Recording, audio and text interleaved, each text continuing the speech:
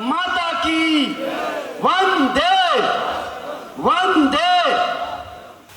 80वें स्वतंत्रता दिवस के अवसर पर आप सभी को हार्दिक शुभकामनाएं एवं बधाई। मंच पर आसीन हमारी ब्लॉक की प्रथम नागरिक और इस ब्लॉक को बहुत अच्छे से चलाने वाली बड़ी बहन श्री सावित्री चौहान जी, हमारे बीच में ज्येष्ठ उप प्रमुख श्रीमती मीरा राठौर जी, प्रियंका चौहान जी और इस ब्लॉक के तेज तर्रार खंड विकास अधिकारी जी, मेरे बड़े भाई श्री कैप्टन मेहर सिंह जी, परम पूज्य भाई साहब और साथ में कैप्टन साहब चंद्र सिंह जी और जवाहर सिंह जी भाई साहब, मेरे बड़े भाई दयाराम चौहान जी और बड़े भाई चरण सिंह चौहान जी, प्रदीप वर्मा जी और भाई साहब और मेरे सम्मुख सभी लोग, आप सभी के चरणों में मेरा साष्टांग प्रणाम। आजाद भारत के अंदर गुलाम होता हमारा क्षेत्र, लंबे समय से यही आवाज कई की शुरुआत बीत रही हो। लंबे समय से हमारे क्षेत्र में कंदराओं के अंदर हम लोग, हमारे पिताजी या उससे पहले थोड़ी साक्षरता की कमी रही और उसी का कुछ मलेच्छों ने फायदा उठाया और हमारे क्षेत्र को धीरे धीरे गुलाम करने लग गए। पहले हम लोग अंग्रेजों से, पहले मुगलों से लड़े, क्योंकि 7वीं ईस्वी में भारत के अंदर केरल के रास्ते कुछ मुगल आए थे और उन्होंने वहाँ पे अपनी व्यापारिक रूप से टपरियाँ बनानी शुरू कर दी और वो धीरे धीरे वो मोहम्मद गौरी और गजनी तक पहुँचा और 12वीं शताब्दी के बाद धीरे धीरे वो जो है पूरे भारत में फैल गया और फिर दिल्ली की सल्तनत में ऐसा तांडव मचाया कि भारत के सारे धार्मिक आधार पर उत्पीड़न शुरू हुआ। लेकिन मैं एक बात आप लोगों को कहना चाहता हूँ, हिंदू सब चीजों को पूजता है, लेकिन इसका मतलब ये नहीं कि आप जो है ऐसी चीजों को भी पूजो जो आप तो उसकी पूजा कर रहे हैं और जैसे ही आपकी पीठ टली, इसी प्रकार का वक्तव्य मैं अपने क्षेत्र से आप लोगों को लेना चाह रहा हूं। आज बोलने का मौका मिला और इस मंच के माध्यम से कोई धार्मिक कट्टरता नहीं, किसी के प्रति कोई द्वेष नहीं, लेकिन हमारे क्षेत्र में जिस तरीके से कब्जा हो रहा है, इस तरीके से छोटी सी चीज एक संवैधानिक और कानूनी तौर से बताते हैं। सन 1967 में हम लोगों को क्षेत्र आधार पे एसटी का दर्जा मिला, बहुत अच्छा, सभी लोग खुश थे, सब बढ़िया थे और 2021 तक आते आते लोगों ने कहा आईएएस बनिए, आईपीएस बनिए, सब लोग बन गए, लेकिन उनको पता ही नहीं चला कि दीमक कब लगी।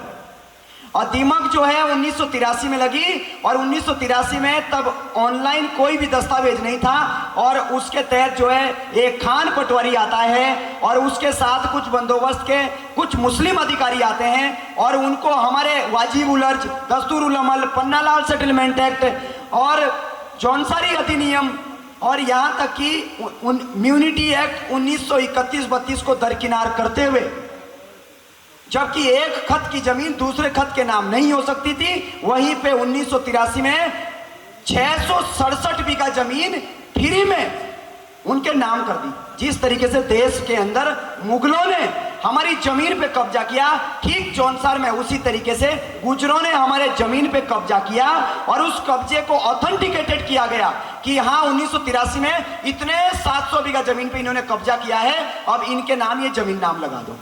और आधिकारिक तौर पे नहीं, मतलब फर्जी तरीके से नहीं, आधिकारिक तौर पे इस तरीके से लगा दिया जो कि अवैध था।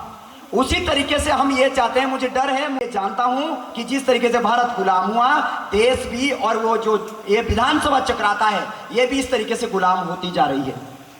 आज 1996 में 400 लोग थे, डेमोग्राफी रूप से जो चेंज हो रही है आज 8000 से 9000 लोग हो गए, मतलब प्रतिशत की वृद्धि इनके जनसंख्या में है। इस तरीके से 20 साल के बाद जो यहाँ के विधायक बन रहे हैं उनको भी नतमस्तक होना पड़ेगा इनके आगे और उन्हीं को जो है विधायक बनाना पड़ेगा।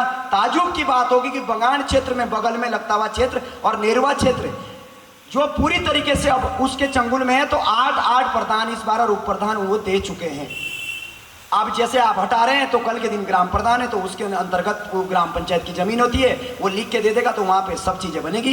इसलिए हम किसी जाति धर्म के खिलाफ नहीं है, लेकिन अपने क्षेत्र में होती और बदलती डेमोग्राफी को पूर्ण रूप से छुड़ाने का प्रयास कर रहे हैं। हम जब कालसी चक्राता विधानसभा से इस चीज की शुरुआत करेंगे, आपको नहीं लगता कि आपके अगल बगल में जब घंटियां बजती थी आज आपको माइक सुनाई देते हैं? विकास नगर में कभी माइक नहीं सुनाई देते थे, देहरादून में उत्तराखंड में कभी माइक नहीं सुनाई देते थे।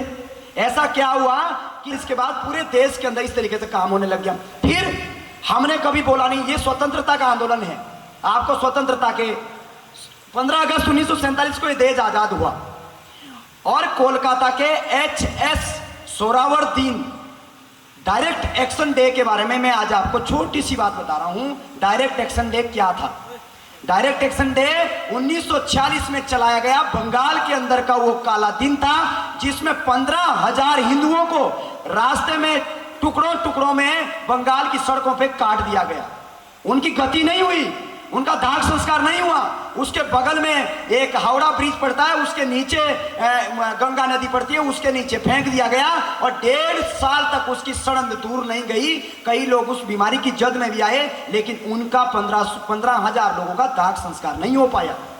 ये देश धर्म के आधार पर विभाजन हुआ और वहां पे इधर साइड में पाकिस्तान और दूसरे साइड में भी पाकिस्तान बना जो बाद में बांग्लादेश कहलाया। लेकिन शर्त इस बात की थी कि भारत को हिंदू राष्ट्र न बना पाए। इसलिए बड़ा दुख होता है, लेकिन फिर भी आप सभी मुझे तो बड़ी खुशी है कि इस बार प्रतिनिधि के तौर पे भी आप सभी लोग साथ में हैं। उम्मीद है कि फिर कभी ये जौनसार बावर गुलाम ना हो, हम रहे ना रहे, लेकिन ये क्षेत्र गुलाम नहीं होना चाहिए। इसके लिए हम लोग एक प्रयास कर रहे हैं आप लोगों से, और इस मंच के माध्यम से जो भी मेरी वीडियो भी देख रहे हैं, आप लोगों से भी हाथ जोड़ के विनती है, मैं भीख मांग रहा हूं। मैं भीख मांग रहा हूं राजनीति के लिए नहीं, मैं भीख मांग रहा हूं इस जौनसार बावर को बचाने के लिए। मुझे पता है कि आने वाले समय में मेरा हाल क्या होगा, लेकिन 22 साल के लड़कों ने भी अपने प्राणों की आहुति दी। आज मैं तो अपने पूरी जवानी में हूं। इस समय यदि जौनसार बावर के लिए, इस उत्तराखंड के लिए अपना बलिदान मलेचों के हाथ में लिखा होगा तो मर जाएंगे। लेकिन मैं एक बात कह देना चाहता हूं कि यदि अभी राकेश उत्तराखंडी जैसे लोग 2-4 और आवाज नहीं उठाई, मैं बारामूला गया और बारामूला के अंदर के वो मंदिर देखे जो उस मंदिर को जब 1951 के बाद आज तक कोई उसमें पूजा करने नहीं गया। मैं गया, उरी गया कि ऐसा ना हो कि क्योंकि जिस तरीके से डर मेरे अंदर भी दिखाया गया कि भाई आराम से, कोई घंटियां नहीं बजाना, कोई जोर से जय श्री राम नहीं लगाना। जहां पे स्वास्तिक का चिन्ह लिखा है उस स्वास्तिक के चिन्ह के बाहर गाय टीवी उल्टी लटकी हुई है और उसको बेच रहे हैं। वहां कोई हिंदू नहीं है। तो स्वतंत्रता दिवस के अवसर पर मैं अपने क्षेत्र में नजर डाल रहा हूं जहां 8,000 लोग, आज क्या हो गया, आज नरेंद्र मोदी जी को पाकिस्तान के झंडे लेके हाथ में सोशल मीडिया पे लहराया। आज पाकिस्तान की सोच हमारे क्षेत्र के अंदर, भेंद्रत के अंदर गई और नरेंद्र मोदी जी भारत के प्रधानमंत्री, और किसी हिंदू मुस्लिम के प्रधानमंत्री नहीं, पूरे भारत के प्रधानमंत्री है। पाकिस्तान का वो प्रधानमंत्री है, उसके चरणों में नरेंद्र मोदी जी को AI के माध्यम से झुका दिया और उसको फेसबुक पे डाल दिया।